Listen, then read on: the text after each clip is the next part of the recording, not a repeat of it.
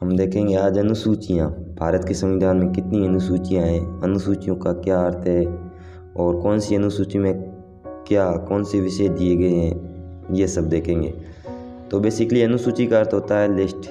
जो भी जैसे ऐसे भारतीय संविधान में सब्जेक्ट थे जिनमें बहुत सारे फैक्ट थे या ऐसी थी, उनकी लिस्ट बन रही थी, तो उनको संविधान में अलग अलग लिखने की जगह संविधान निर्माताओं ने एक जगह ही लिख दिया, जिन्हें अनुसूची कहते हैं। जैसे कि राज्यों के नाम हैं, राज्यों की बाउंड्री है, इनको एक जगह ही लिख दिया गया, उनको अनुसूची कहते हैं। शुरुआत में ये अनुसूची 8 थी। जब संविधान निर्माताओं ने भारतीय संविधान को 26 जनवरी 1950 को जब पूर्णतः लागू किया था, उस टाइम भारतीय संविधान में 8 अनुसूचियाँ थी और वर्तमान में ये बढ़कर 12 अनुसूचियाँ हो गई है, जिनको हम विस्तार से देखेंगे। सर्वप्रथम प्रथम अनुसूची। प्रथम अनुसूची में दिया गया है राज्य एवं केंद्र शासित प्रदेशों के नाम दिए गए एवं उनकी बाउंड्री दी गई है, उनकी क्या क्या सीमाएं हैं, कहाँ सीमाएं हैं, किससे लगती है, इनके नाम एवं सीमाएं, ये प्रथम अनुसूची में दिए गए हैं। द्वितीय अनुसूची में दिए गए हैं संचित निधि पर भारित वेतन। केंद्रीय संचित निधि होती है, उनमें कौन कौन से पद को केंद्रीय संचित निधि से वेतन एवं भत्ते मिलते हैं, जिनमें सर्वप्रथम इसमें आती है लिस्ट में प्रेसिडेंट का नाम सर्वप्रथम आता है। प्रेसिडेंट के बाद लोकसभा अध्यक्ष एवं उपाध्यक्ष, राज्यसभा सभापति एवं उपसभापति, सुप्रीम कोर्ट के न्यायाधीश एवं केग को भी, और हाई कोर्ट के न्यायाधीशों को पेंशन है जो केंद्रीय संचित निधि से मिलती है। इनके अलावा तीसरी जो अनुसूची है, तीसरी अनुसूची में है शपथ, मतलब कौन से पद को कौन सी शपथ लेनी है, क्या शपथ लेनी है, यह तीसरी अनुसूची में दिया गया है। जिसमें प्रथम शपथ में आता है जो सांसद के लिए उम्मीदवार खड़ा होता है तो उसके लिए वो फॉर्म भरता है, उसमें क्या शपथ लेगा, प्रथम शपथ तो वो है। दूसरे, अगर वो सांसद बन गया तो सांसद बनने के बाद की शपथ, फिर सांसद बनने के बाद जिनमें से जो मंत्री बनेंगे, मंत्रियों की शपथ है। इसके अलावा सुप्रीम कोर्ट के न्यायाधीश बनने पर जो शपथ लेता है वो होती है सुप्रीम कोर्ट जजों की शपथ है। उसके अलावा होती है केग की शपथ। इसमें सुप्रीम कोर्ट के न्यायाधीश एवं केग की शपथ दोनों एक जैसी होती है, दोनों एक ही शपथ लेते हैं। इसके बाद आती है चौथी अनुसूची। चौथी अनुसूची में है केंद्र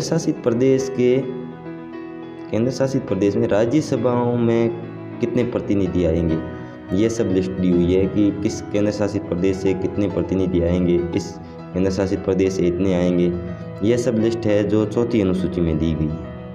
इसके बाद आती है पाँचवीं अनुसूची। पाँचवीं अनुसूची में जनजातीय क्षेत्र एवं जनजातीय प्रशासन नियंत्रण संबंधी प्रावधान। जनजातीय क्षेत्रों में कैसा क्या प्रशासन रहेगा एवं उन पर नियंत्रण कैसे स्थापित किए जाएंगे, ये होता है पाँचवीं अनुसूची। पाँचवीं अनुसूची के बाद है छठी अनुसूची। छठी अनुसूची में कुछ राज्य दिए गए, उनमें जनजातीय क्षेत्रों के प्रशासन नियंत्रण संबंधी क्या प्रावधान है। जैसे छठी अनुसूची में दिए गए 4 राज्य, असम है, इसमें मेघालय है, फिर इसमें मिजोरम आता है, फिर त्रिपुरा आता है। ये राज्य, इनमें क्या क्या प्रशासन रहेगा एवं जनजातियों के नियंत्रण संबंधी सरकार के क्या प्रावधान होंगे, ये छठी अनुसूची में दिए गए। उसके बाद आती है 7वीं अनुसूची। 7वीं अनुसूची में विषयों का बंटवारा। विषयों का बंटवारा मतलब कौन से विषयों पर केंद्र बनाएगा कानून और कौन से पे राज्य बनाएगा, या कौन से लिस्ट है जो कॉन्क्रीट लिस्ट होगी जिनमें केंद्र और राज्य दोनों ही बनाएंगे। इसमें पहली है सेंट्रल लिस्ट। सेंट्रल लिस्ट में है 98 सब्जेक्ट थे पहले, 97 थे, अब 98 हो गए हैं।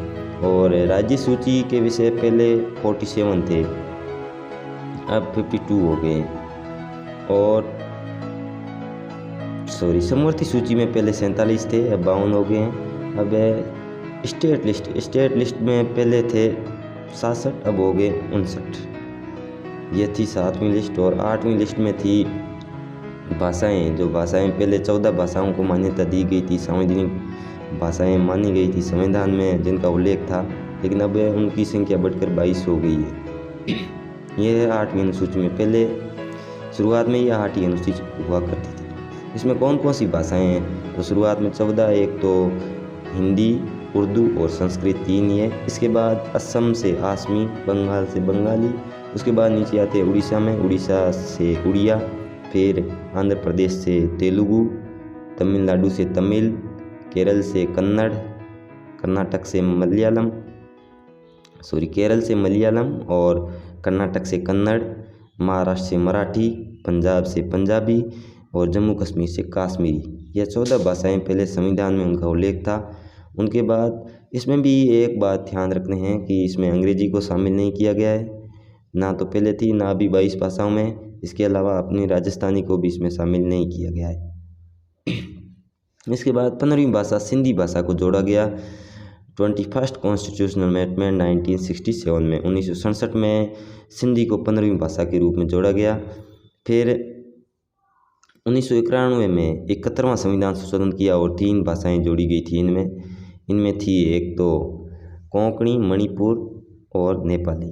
उसके बाद 92 कॉन्स्टिट्यूशनल अमेंडमेंट किया गया, वो कब किया गया? 2003 में। इसमें जोड़ी गई बोडो, डोगरी, मैथिली और संताली। तो कुल मिलाकर ये 22 भाषाएं हुई।